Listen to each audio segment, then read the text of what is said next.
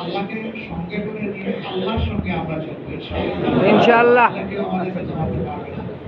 এখানে খেয়াল রাখবেন, কেউ যাতে কোনো অপতৎপরতায় লিপ্ত হয়ে আমাদের কোনো ভাইকে, বোনকে, বুড়ারকে, শুভাকাঙ্ক্ষীকে কষ্ট দিতে না পারে।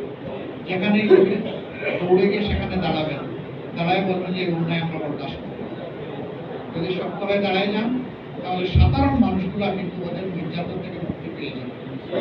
আমরা যেহেতু সরকার কোনো সুযোগ পাচ্ছি না, কিছু কিছু ক্ষেত্রে আমরা যা চাইবো তা হয়তো সব করতে পারবো না, কিন্তু সরকারের বাইরে থেকেও দায়িত্বশীল আচরণ যেটা আমাদের করা দরকার, তার যাতে এক পাই কম না হয়, আল্লাহ যেন সেই তৌফিক আমাদেরকে দান করেন। আমিন। পুরোটা উজাড় করে দিতে চাই ইনশাআল্লাহ।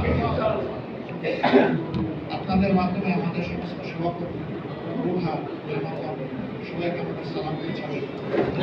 বিভিন্নভাবে এই এলাকায় আমাদের অবস্থান রাখবে। দারুণ দাবি জানিয়েছে, এখানে আমার একটা বাসা করতে আমি বলছি একটা উপহার দিয়ে দেন, তারা এই দায়িত্ব নিয়ে নিচ্ছে, তারা উপহার দিবে।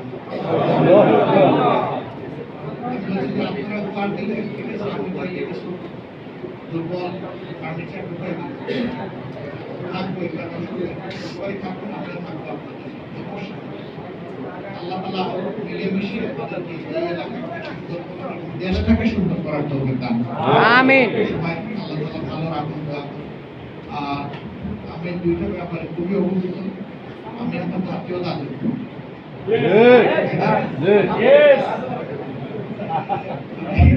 সময় কম করে এই যে একজন মূল্য নিয়ে হাসতেছে, যেখানে যে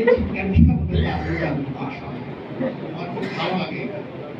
আমি দাদুদের সাথে আছি, দাদুদের সাথে থাকবো, এই দাদুদের হাতে আমাকে দেশ তুলে দেবো ইনশাআল্লাহ। পরিবার সদস্য সবাইকে আসসালামু আলাইকুম ওয়া রাহমাতুল্লাহ।